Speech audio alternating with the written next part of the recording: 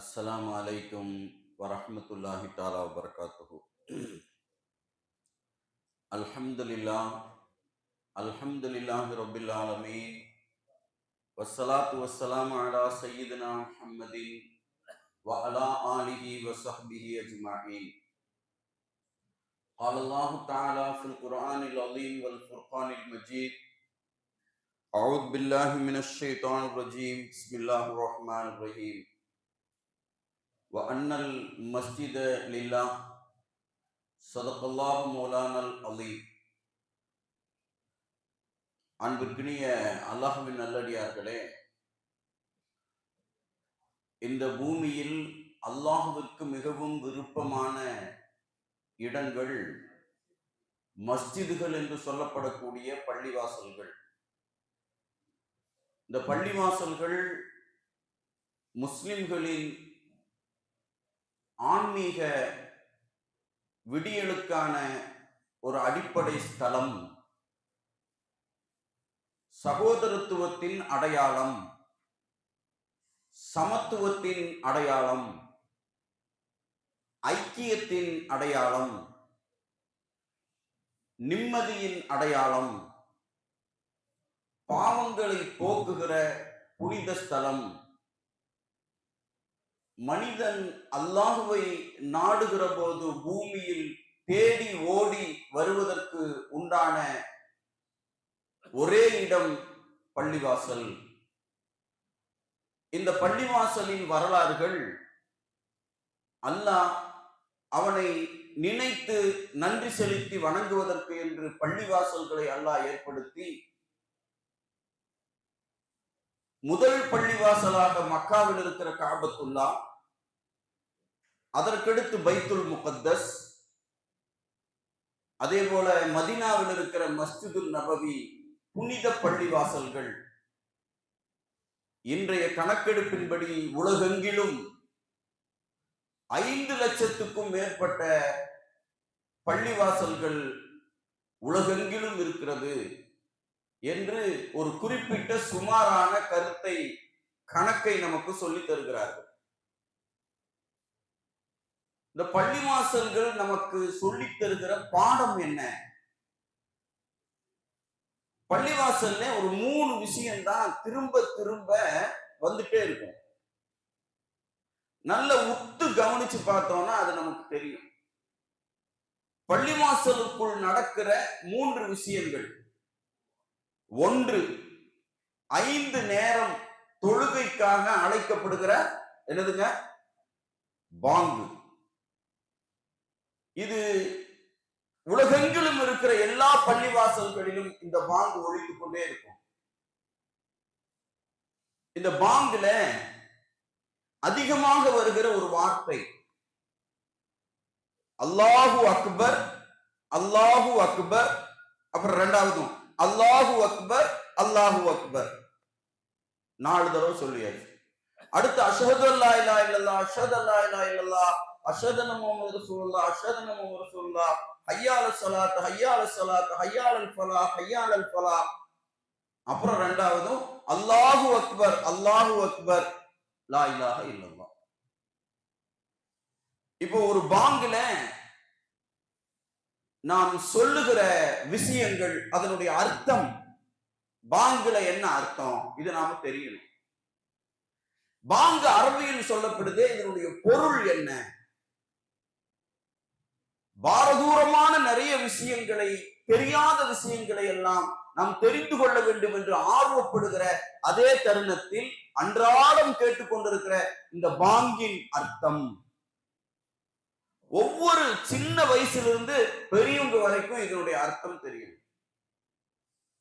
அல்லாஹு அக்பர், அல்லாஹு அக்பர். அல்லாஹ் மிகவும் பெரியவன், அல்லாஹ் மிகவும் பெரியவன். அதே மாதிரி 4 தடவை. அப்புறம் அஷ்ஹது அல்லா இலாஹ இல்லல்லாஹ், வணக்கத்திற்கு தகுதியானவன் அல்லாஹ் ஒருவன் என்று சாட்சி சொல்கிறோம். சாட்சி சொல்றது அது 2 தடவை. அஷ்ஹது அன்ன முஹம்மது ரசூலுல்லாஹ், முஹம்மது நபி ஸல்லல்லாஹு அலைஹி வஸல்லம் அல்லாஹ்வின் தூதர் என்று சாட்சி சொல்கிறேன். இது 2 தடவை. ஹய்யா அலஸ் ஸலாத், ஸலாத்துனா தொழுகை, தொழுகைக்கு விரைந்து வாருங்கள், அது 2 தடவை. ஹய்யா அலல் ஃபலாஹ், ஃபலாஹ்னா வெற்றி, வெற்றி பெற விரைந்து வாருங்கள், எல்லாம் ஜெயிக்கலாம் வாங்க, ஈடேற்றம் பெறுறதுக்கு. அதற்கடுத்து 2 தடவை அல்லாஹு அக்பர், அல்லாஹு அக்பர், அல்லாஹ் ரொம்ப பெரியவன், அல்லாஹ் மிகவும் பெரியவன். அப்புறம் லாஸ்ட்ல லா இலாஹ இல்லல்லாஹ், வணக்கத்துக்கு தகுதியானவன் அல்லாஹ்வை தவிர வேறு யாரும் இல்லை. இது நாம கொண்டிருக்கிற அந்த ஈமானுடைய விஷயத்தை ரிபீட், திரும்ப திரும்ப நமக்கு சொல்லி தருகிற ஒரு உயர்ந்த வாசகம் இந்த பாங்கு. இந்த பாங்குல 6 தடவை லா இலாஹ அல்லாஹு அக்பர், அல்லாஹு அக்பர் சொல்லப்படுதுங்க. ஒரு ஃபஜ்ருக்கு, லுஹ்ருக்கு, அஸருக்கு, மக்ரிபுக்கு, இஷாவுக்குன்னு 5 வக்திலையும், ஒவ்வொரு வக்திலையும் 6 தடவைனா 5 வக்துக்கு எவ்வளவு ஆச்சு? 30 ஆச்சு. பாங்குல 30 தடவை இந்த அல்லாஹ் அக்பர் வருது. அப்ப பள்ளியில் நடைபெறுகிற 3 காரியங்களில் மிக முக்கியமான முதன்மையான காரியம் பாங்கு. பள்ளியில் இருந்தா அங்க பாங்கு இருக்கும். அந்த பாங்குல 6 தடவை, ஒரு நாளைக்கு 30 தடவை அல்லாஹ் அக்பர். அதற்கடுத்து எதுக்கு பாங்கு சொல்லப்படுதுன்னா, ஹய்யால தொழுகைக்கு வாங்கன்னு தான் பாங்கு சொல்லப்படும். தொழுகைக்கு எல்லாம் வந்ததுமே தொழுகைக்கு ஜமாத்தா நிக்கிறதுக்கு முன்னாடி இக்காமத்து சொல்லப்படும். தொழுகைக்கு உள்ள வந்தவங்க சப்புல நிக்கிறதுக்கு பேரு இக்காமத். இந்த இக்காமத்திலையும் பாங்குல சொன்னதைத்தான் என்ன பண்ணப்படும்? சொல்லப்படும். அங்க பாருங்க, ஒன்னே ஒண்ணு அது காமத்தி சலாத், அது மாத்திரம் எக்ஸ்ட்ரா சொல்லப்படும். ஆனா பாங்குல சொன்ன மாதிரியே இதுலயும் 6 தடவை ஒரு வக்துக்கு, 5 வக்துக்கு 30 தடவை அல்லாஹ் அக்பர் சொல்லப்படுகிறது. இகாமத்திலும் 30 தடவை அல்லாஹ் அக்பர். அப்ப பாங்குலையும் இகாமத்திலையும், அதற்கடுத்து தொழுகையில, ஃபஜ்ர் தொழுகையிலிருந்து இஷா தொழுகை வரைக்கும் எல்லா தொழுகையிலையும் திரும்ப திரும்ப இதையேதான் நமக்கு சொல்லணும்னு சொல்லப்பட்டிருக்கு. தனியா தொழுதாலும் ஜமாத்தா தொழுதாலும் இந்த வார்த்தையை தான் சொல்லணும். தக்பீர் கட்டும் போதும் அல்லாஹ் அக்பர், ருக்கு போகும்போது அல்லாஹ் அக்பர், சஜ்தாக்கு போகும்போது, எந்திரிக்கும் போது, எல்லா நிலையிலும் ஒரு 2 ரக்காத்து தொழுகிறோம் அப்படின்னா 11 தடவை நாம அல்லாஹ் அக்பர் சொல்றோம். 4 ரக்காத்து தொழுகிறோம்னா ஒரு 22 தடவை அல்லாஹ் அக்பர் சொல்றோம். இந்த கணக்கை நமக்கு சொல்லி தரும் போது கிட்டத்தட்ட ஒரு 104, 105 தடவை 5 நேர தொழுகையில அல்லாஹ் அக்பர் சொல்லிடுறோம். அங்க பாங்குலையும் இக்காமத்திலையும் சேர்த்து ஒரு 60 தடவை, இங்க ஒரு 100, 104, 105 தடவைன்னு கிட்டத்தட்ட ஒரு நாளைக்கு பள்ளிவாசலுக்குள்ள பாங்கு, இக்காமத்து, தொழுகை, இதுக்குள்ள திரும்ப திரும்ப சொல்லிட்டு இருக்கிற வாசகமே ஒரு 160, 165 தடவை சொல்லிட்டே இருக்கிற வாசகம் இந்த அல்லாஹு அக்பர்.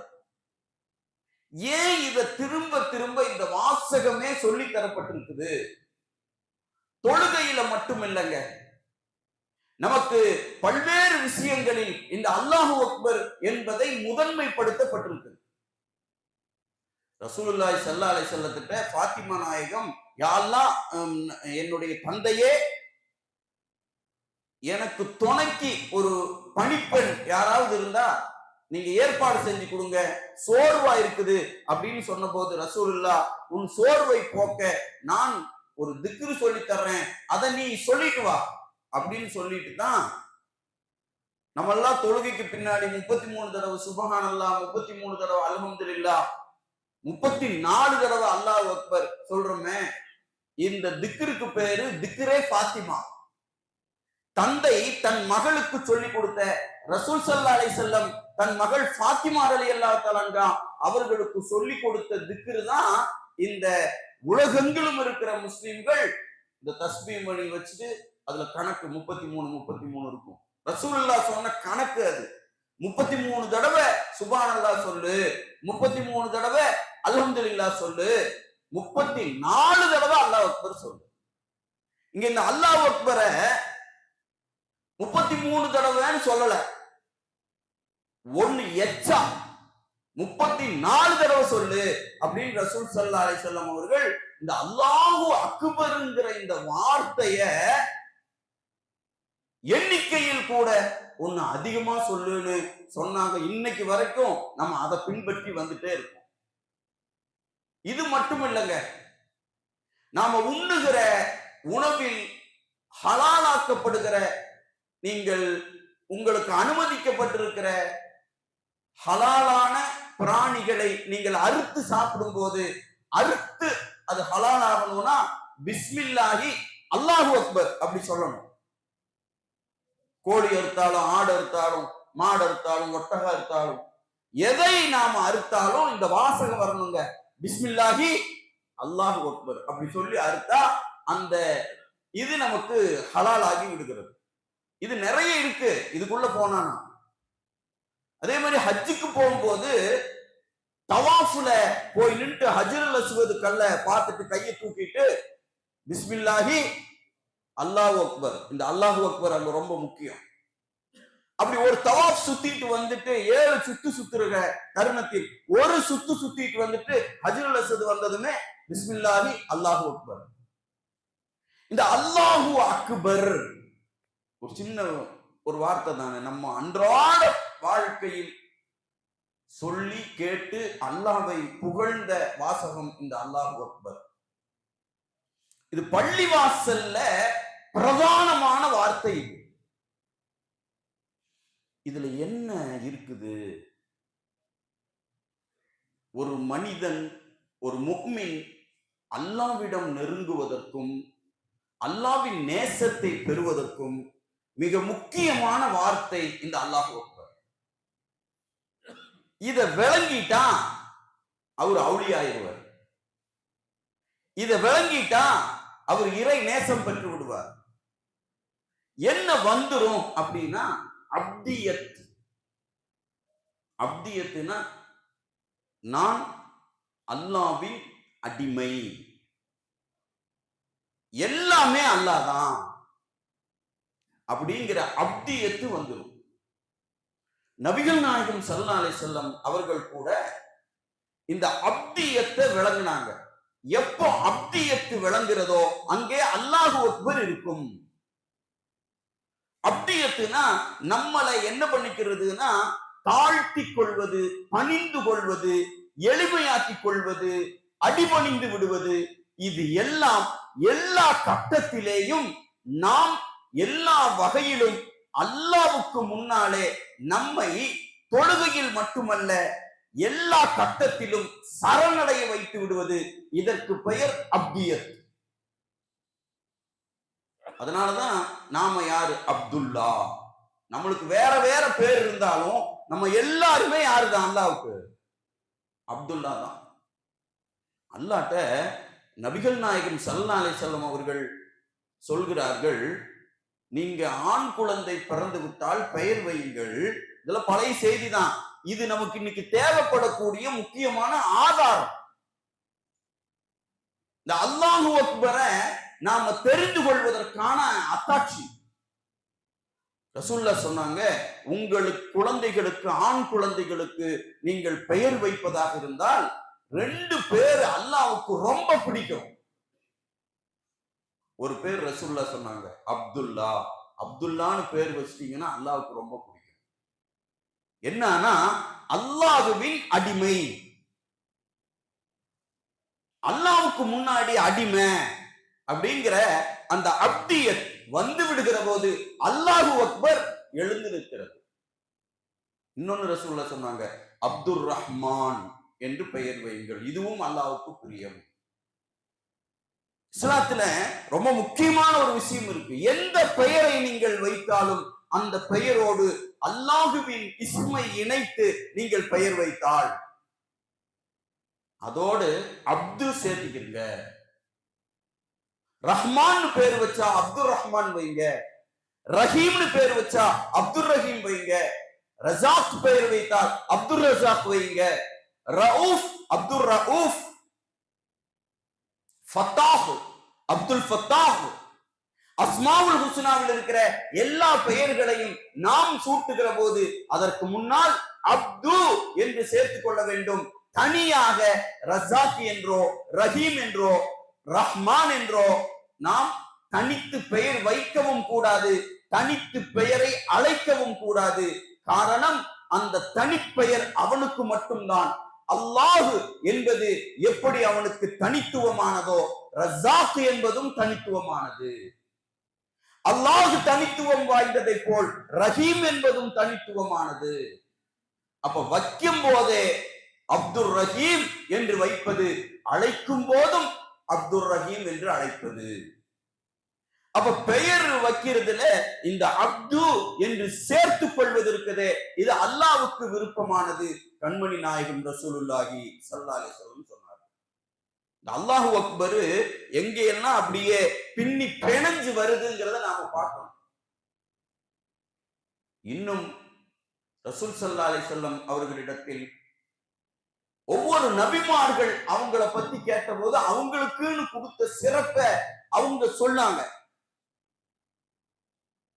ஆதம் நபி அலைஹிஸ்ஸலாம், நீங்கள் நான் லா இலாஹ இல்லல்லாஹ் ஆதம் ஷஃபியுல்லா அப்படின்னாங்க.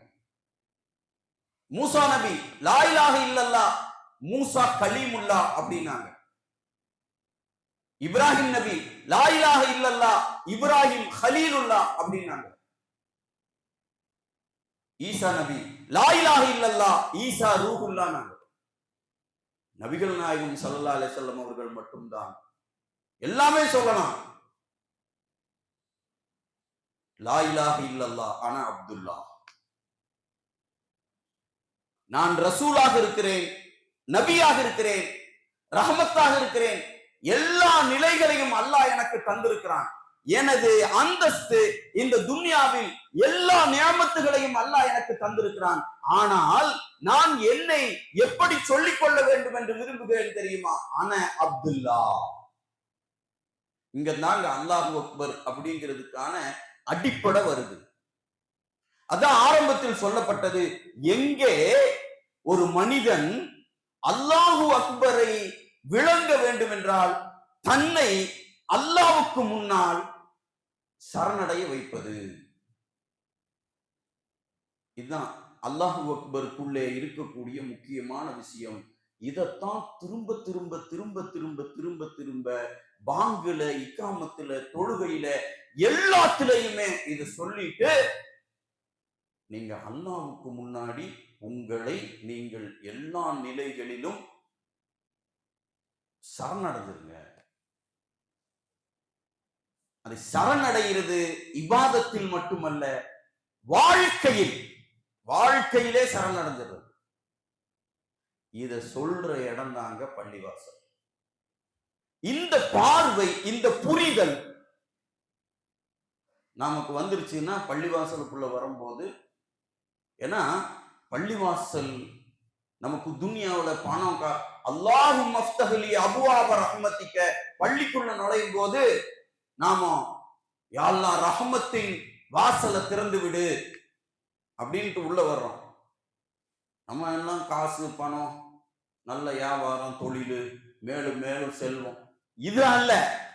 இது மட்டுமல்ல, நமது இந்த அப்தியத் அல்லாஹ்வுக்கும் நமக்குமான நேசத்தை, நெருக்கத்தை, இது யாருக்கு அதிகம் வந்துருதோ அவங்கதான் என்ன ஆயிடுறாங்கன்னா விலாயத்தின் வாசல் அங்கதான் பிறக்குது.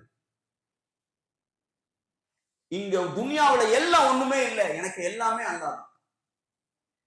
அதான் ராபியத்துல் அதபியா என்று சொல்கிற பெண் அவுலியா அல்லாஹ்ட்ட சொன்னாங்களா, யா அல்லாஹ் நீ சொர்க்கத்தை தருவ அப்படின்னு நான் பெரிய மகிழ்ச்சியெல்லாம் அடையிறது இல்லை,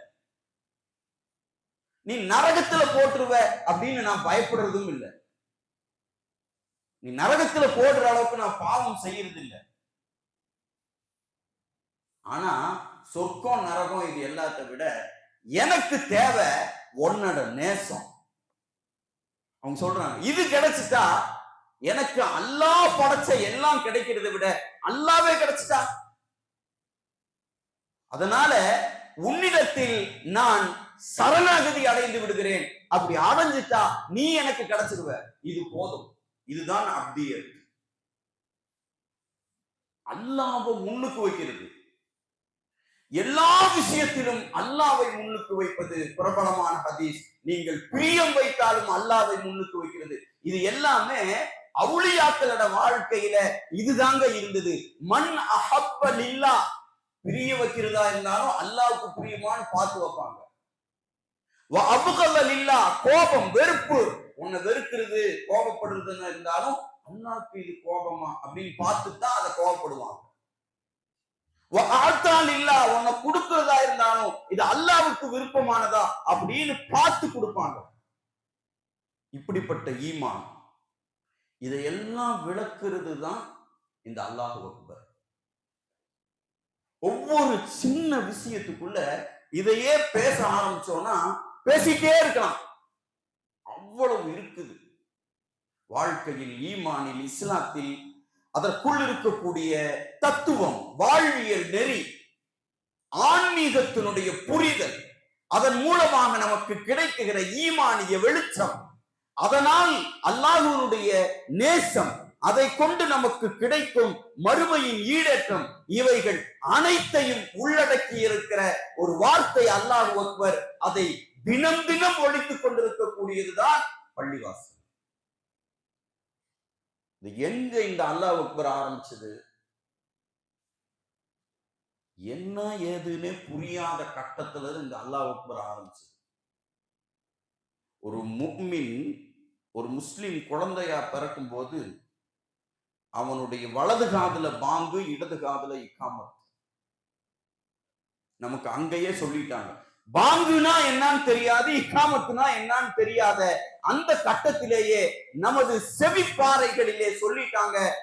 இந்த காதுல ஒரு 6 தடவை, இந்த காதுல ஒரு 6 தடவை, 12 தடவை நம்ம வாழ்க்கையில இத ஒழித்து விட்டு அப்படியே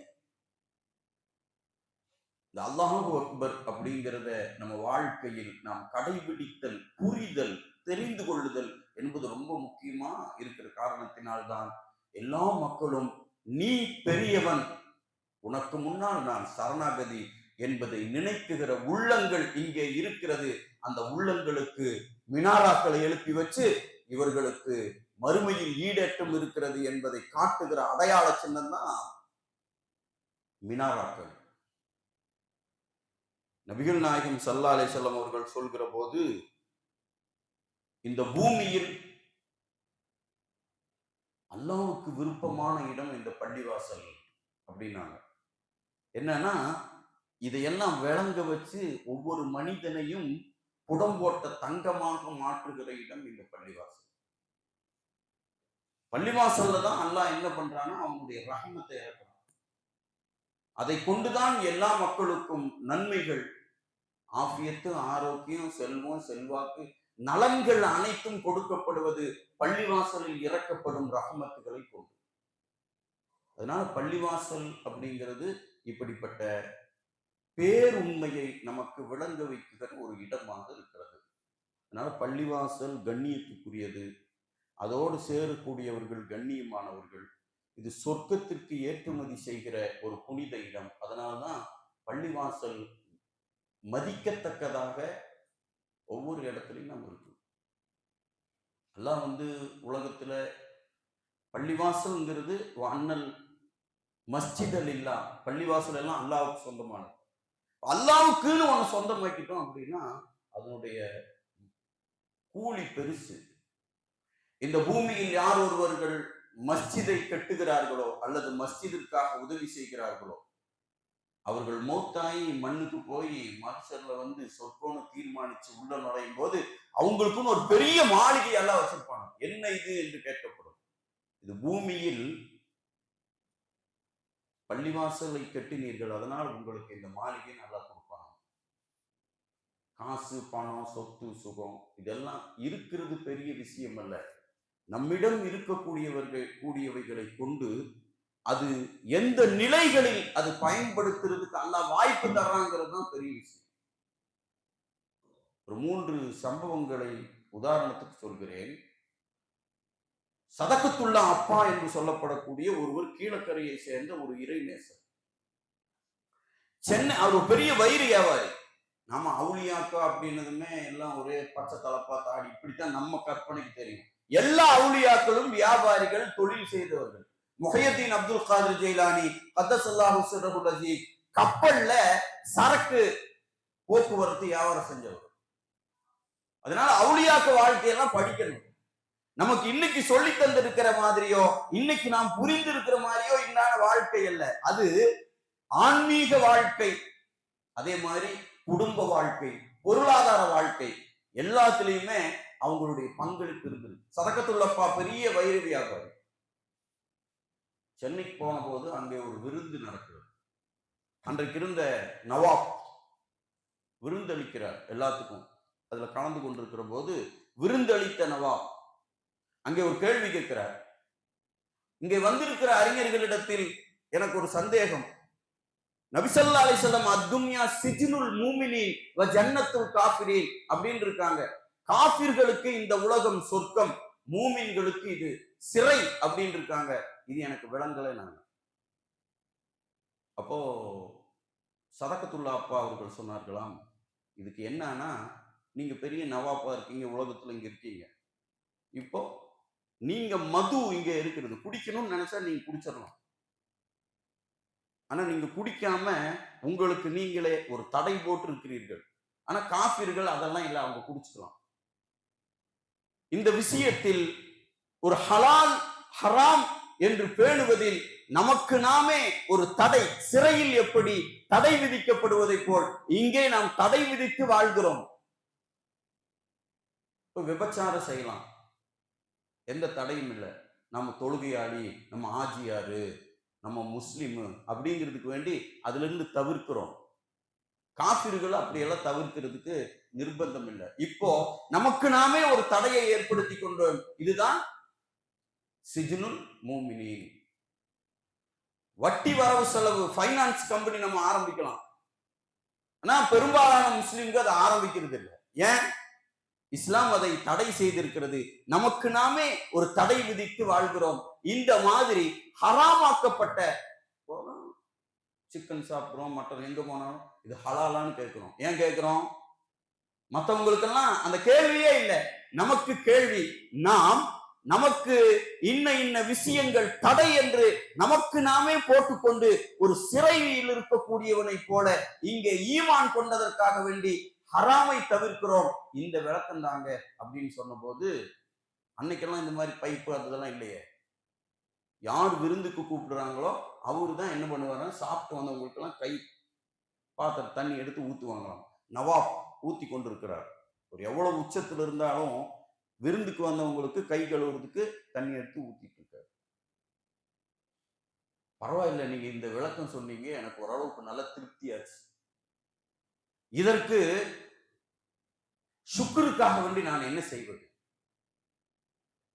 நீங்க சொன்னீங்களே உங்களுக்கு என்ன வேணும்? சதகத்துல்லா அப்பா சொன்னாராம், ஒண்ணுமே வேணாம்.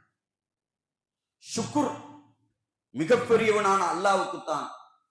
எப்பொழுதுமே பூமியில் அல்லாஹ் அக்பர் அல்லாஹ் அக்பர் என்று ஒலித்துக் கொண்டே இருக்கக்கூடிய ஒரு மஸ்ஜித் கட்டுங்க, அது நீங்க செஞ்சுட்டா போதும் என்று அந்த சதகத்துல்லா அப்பா அவர்கள் சொன்ன வகைக்காக வேண்டி கெட்டப்பட்ட பள்ளிவாசல் சென்னையில் இருக்கிற மண்ணடி அங்கப்ப நாயக்கன் ஸ்ட்ரீட்ல இருக்கிற மஸ்ஜிதே மஅ்மூர். அந்த பள்ளிவாசல் இதனால ஒரு விருந்துக்கு பின்னாடி அந்த கேள்வி வந்ததுக்கு அப்புறம், அந்த கேள்விக்கு அவர் விடை சொன்னதுக்கு பிறகு இந்த விடைக்கான விளக்கம் வரலாற்றில் இன்றைக்கு வரைக்கும் நிற்கிறது. அதற்கு பரிகாரமாக அவர்கள் கேட்டது பள்ளிவாசல். இங்க ஏதாவது கொடுத்துட்டு செஞ்சுட்டு போனா இதோட போயிடும். பள்ளிவாசல் ஆகிரத்து வரைக்கும் நின்று கொண்டே இருக்கும். ஊட்டியில தொட்டப்பட்டான்னு ஒரு இடம், எல்லாத்துக்கும் போனவங்க எல்லாம் பார்த்திருப்போம். ஒரு முறை அங்கே சென்ற போது கீழே இருந்து மேல தொட்டப்பட்டா, அங்க இப்போ ஒரு பள்ளிவாசல் கட்டியிருக்கோம். இவ்வளவு நாள் அங்க இல்ல, அங்க போனா எல்லாரும் தொழுதுக்கலாம். அப்ப தொழுகையாளியா போறவங்க எல்லாம் அந்த இடத்துல போய் பள்ளி இருக்கு பரவாயில்ல தொழுதுக்குறாங்க, திருப்தியா இருக்கு. என்ன திடீர்னு இந்த இடத்துல ஒரு பள்ளிவாசல்? அப்பதான் அங்கே சொன்னார்கள், இந்த வீடு ஒரு ஒரு ஏழை ஒரு ஏழையோட வீடு. சரி, யாருமே பார்க்கறதுக்கு இல்ல. அந்த வீட்டுல அந்த அவர் மட்டும் வசிச்சுட்டு இருந்தார். அப்போ அது ஒரு பெண்மணி, ஏதோ பக்கம் பக்கம் ஏதோ கொடுப்பாங்க, அப்படி சாப்பிட்டு. அவங்க வயசானதுனால கொஞ்சம் புத்தியும் கொஞ்சம் தடுமாற்றம் இந்த நிலையில் இருக்காங்க. பராமரிப்பு கொஞ்சம் கம்மியானதுமே 2-3 நாள் அவங்க யாருமே இதாகல, உள்ளுக்குள்ளேயே அவங்க மௌத்தாயிட்டாங்க. யாருக்குமே தெரியல. 2 நாள் 3 நாள் கழிச்சு போய் பார்த்தா தான் என்ன தெரியுது, இந்த மாதிரி உயிர் போய் கிடக்குது. உடனே இதை எடுத்து எல்லாம் செய்ய வேண்டியதையெல்லாம் செஞ்சுட்டு இந்த இடத்த என்ன பண்றது? யாருமே இல்லை, ஆனா அவங்களோட இடம், சொந்த இடம், ஏதோ பூர்வீகமா இருந்திருக்கு. சாப்பாட்டுக்கும் இப்படி நிறைய பேர் இன்னைக்கு இருக்காங்க. அப்பொழுதுதான் அங்க இருக்கக்கூடிய ஊட்டி வாழ் மக்கள் எல்லாம் சேர்ந்து இவங்க இடத்த பள்ளிவாசலாக்கிடுவோம். எப்படிங்க? பள்ளிவாசலாக்கி இன்னைக்கு அங்க ஒரு பள்ளிவாசல் ஆகி. இது என்ன ஆகுதுன்னா, அங்கே தொழுகை நடக்கிற காலம் எல்லாம் யாருக்கு நன்மை போயிட்டே இருக்கு? அவங்களுக்கு நன்மை போய், இதை விட பெரிய பாக்கியம் வேற எதுவுமே இருக்க முடியாது. அதனாலே பள்ளிவாசல்கள் என்பது நமக்கு சொல்லித் தருகிற பார்வை என்னவென்றால், நாம் எல்லா நிலைகளிலேயும் அல்லாஹு அக்பர் என்பதை விளங்குவது, உணர்வது, அதன் அடிப்படையில் வாழ்க்கையை அமைப்பது, அதை பறைசாட்டுகிற ஸ்தலங்களாக இருக்கிற பள்ளிவாசல்களை நாம் உருவாக்குதல் என்பது சமுதாயத்தில் ஒரு மிகப்பெரிய முக்கியமான விஷயம். ஏன்னா இது ஒற்றுமையின் சின்னம், இது பள்ளிவாசல். ஆனா இன்னைக்கு என்ன ஆயிடுச்சுன்னா, பாங்கு சொல்லுதுன்னா இது இந்த குரூப்போட பாங்கு, இது இந்த பிரிவினரோட பாங்கு, இது இவங்களோட தொழுகை. எது சகோதரத்துவமாக இருக்க வேண்டுமோ அங்கேயே இன்னைக்கு என்ன ஆயிடுச்சுன்னா சகோதரத்துவங்கள் இல்லாமல் போயிடுச்சு. எது ஒற்றுமைப்படுத்தப்பட வேண்டுமோ அந்த இடத்திலேயே என்ன ஆயிடுச்சு, எல்லாம் அல்லாஹ், நாம ஒண்ணுமே இல்லை அப்படிங்கிற இடத்துல சமூகத்துக்குள்ள நீ பெரியவனா நான் பெரியவனா, நீயா நானா என்கின்ற சண்டைகள் உருவாகி பள்ளிவாசல்கள் கூட சிதைந்து போனது. பள்ளிவாசல் எல்லாம் அப்படியே சகோதரத்துவத்துக்கு எதிராக குல்லு முஸ்லிமுன் இஹ்வா என்பதற்கு, அனைத்து முஸ்லிம்களும் சகோதரர்கள் என்பதற்கு மாற்றமாக எது வந்துருச்சுன்னா பள்ளிவாசலே வந்ததுதான் மிகப்பெரிய கவலை. இது உள்ளத்தில் அல்லாஹு அக்பரை நாம் விளங்கும் வகைகளில் விளங்கிக் கொள்கிற போது எல்லா விஷயங்களும் ஒரு சௌஜன்ய சூழ்நிலைகளை ஏற்படுவதற்கு வாய்ப்புகள் இருக்கும். வல்ல ரஹ்மான் அப்படிப்பட்ட தௌஃபீக்கை தந்து நல்லருள் புரிவானாக. வாஹிர் அல்ஹம்துலில்லாஹி ரப்பில் ஆலமீன். ஸலாமு அலைக்கும் வரஹ்மத்துல்லாஹி தஆலா வபரகாத்துஹு. கண்ணியத்துக்குரிய அல்லாஹ்வின் நல்லடியார்களே, நாம் வழமையாக ஓதி வருகிற திக்ர்களில் ஒரு திக்ர், அந்த திக்ருக்கு 3 நன்மைகளை சொல்கிறார்கள். ஒன்று நிஅமத், அல்லாஹ்வின் புறத்திலிருந்து. இரண்டாவது ஃபضل, சிறப்பு, அல்லாஹ்வின் புறத்திலிருந்து. மூன்றாவது ரிலா, அல்லாஹ்வின் பொருத்தம். ஃபضل, இறை அருட்கொடை. அல்லாஹ் நமக்கு அதிகரித்து தந்து கொண்டே இருப்பான் இந்த திக்ர் ஓதுறதுனால. அதே மாதிரி ஃபضل, நமக்கு அல்லாஹ் தந்த சிறப்பு, ஒவ்வொருத்தருக்கும் தனித்தனி சிறப்பு இருக்கும். அதுக்கு கேடு வராம அல்லாஹ் பாதுகாப்பான். மூன்றாவது ரிலா, அல்லாஹ்வின் பொருத்தம் கிடைக்கும். இது நபி இப்ராஹிம் நபி அலைஹிஸ்ஸலாம் ஓதிய திக்ர், குர்ஆனில் வரக்கூடிய திக்ர். அந்த திக்ர் தான் நம் நினைவில் என்றும் நீங்காமல் இருக்கக்கூடிய ஹஸ்புனல்லாஹு நிஅமல் வக்கீல் நிஅமல் மௌலா வ நிஅமன் நசீர். இத ஓதுகிற வழக்கத்தை அதிகம் வைத்துக் கொள்கிற போது இந்த 3 அருள்களும் கிடைக்கிறது. பின்பற்றி நலம் பெறுகிற தௌஃபீக் எல்லாம் தந்தருள்வானாக. பிஸ்மில்லாஹிர் ரஹ்மானிர் ரஹீம். லக்கல் ஹம்து வ லக்கல் ஷுக்ரு யா ரப்பி யா அல்லாஹ். அல்லாஹும்ம ஸல்லி அலா சய்யிதினா முஹம்மதின் வ அலா ஆலி சய்யிதினா முஹம்மதின் முபாரிக் வ ஸல்லிம் அலைஹிம். اللهم اغفر لنا ذنوبنا يا رب العالمين.